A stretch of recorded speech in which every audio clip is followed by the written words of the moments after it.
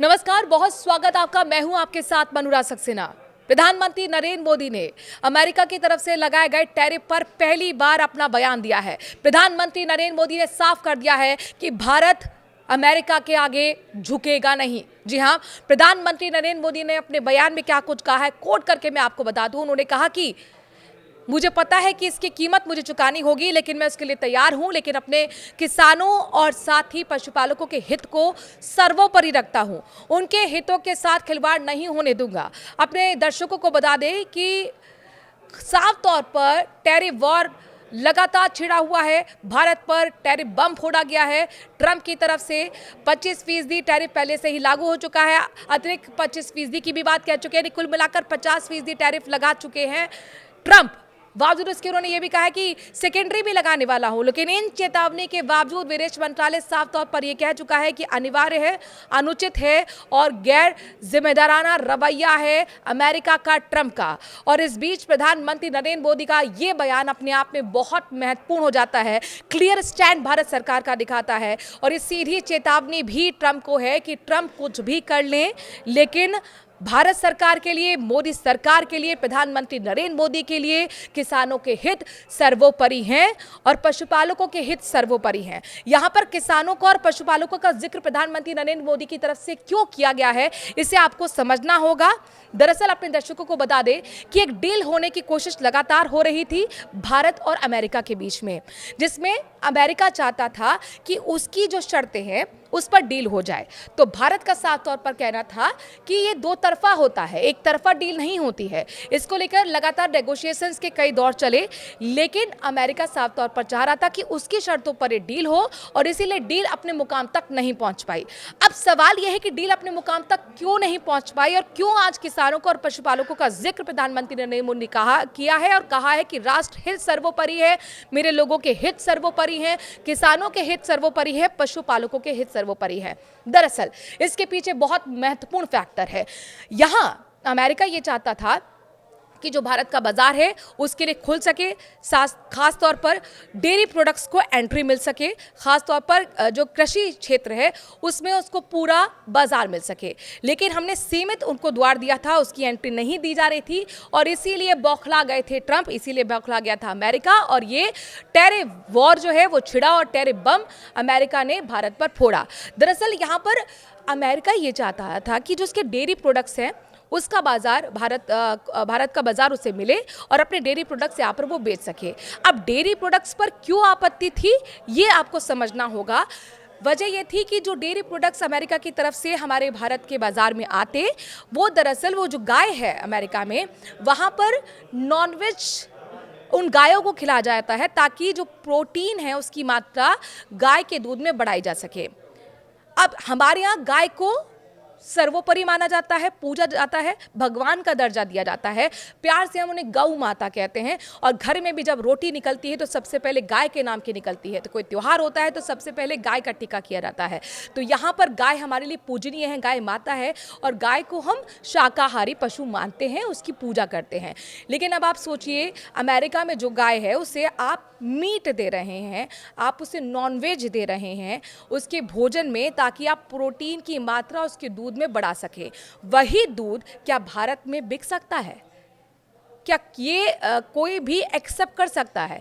भारतीय ये एक्सेप्ट नहीं कर सकता और भारतीय बाजार ये एक्सेप्ट नहीं कर सकता। लिहाजा इन भावनाओं को देखते हुए, धार्मिक भावनाओं को देखते हुए, देश के लोगों की भावनाओं को देखते हुए, किसानों की भावनाओं को देखते हुए, हितों को समझते हुए ये डील नहीं पहुंच पाए, भारत इसके लिए राजी नहीं हुआ। किसानों के भी ऐसे कई प्रोडक्ट्स थे जो वो यहाँ पर लाना चाहता था और जाहिर तौर पर ये जो हमारे किसान थे, जो घरेलू किसान थे, उनके लिए झटका होता, उनके हित में नहीं होता और इसीलिए ये डील यहाँ मुकाम तक नहीं पहुँच पाई।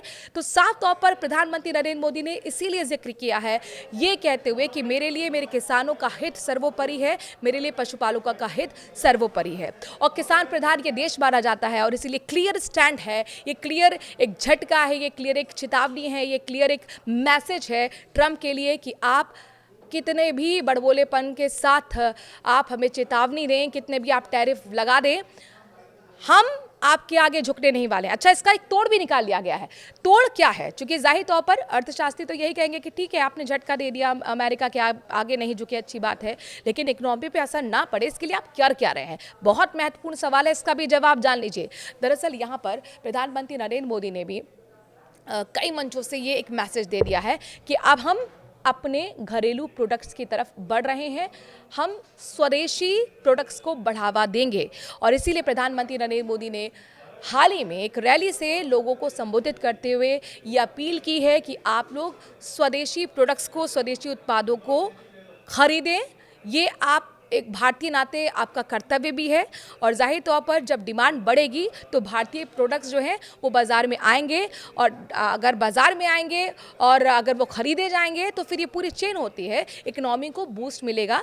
और जाहिर तौर पर जो अर्थशास्त्री हैं वो ये भी मानते हैं कि अगर अब ये टैरिफ डील नहीं हो पाई तो बहुत ज़्यादा नुकसान नहीं होगा, पॉइंट समथिंग का नुकसान होगा, ग्रोथ पे बहुत ज़्यादा अर्थव्यवस्था की असर नहीं पड़ेगा, 6.5% के हिसाब से रफ्तार हमारी चलती रहेगी। और हम इस वक्त अंतर्राष्ट्रीय स्तर पर अगर देखें तो चौथी सबसे बड़ी इकोनॉमी दुनिया की हैं और तीसरी इकोनॉमी के बनने की कगार पर है। उसमें थोड़ा बहुत इसमें अंतर आने वाला है, बहुत बड़ा अंतर नहीं आने वाला है। हालांकि इसका नुकसान भारत को थोड़ा बहुत होगा, लेकिन ज़्यादा नुकसान जो वो अमेरिका को ही होने वाला है। अब आप कहेंगे ये क्या गणित है, इसे आप समझिए, क्योंकि ये सिर्फ भारत के साथ नहीं हुआ है। आपने देखा टैरिफ वॉर की जो धमकी है, टैरिफ बम जो है वो चीन पे भी गिरा, रूस पर भी गिरा, कई ऐसे देश हैं जिस पर उन्होंने रेसिप्रोकल टैरिफ की बात कह दी है ट्रंप की तरफ से। यानी कुल मिलाकर अब आप ये सोचिए कि वो टैरिफ का जो भार है वो अमेरिकन पे भी पड़ रहा है।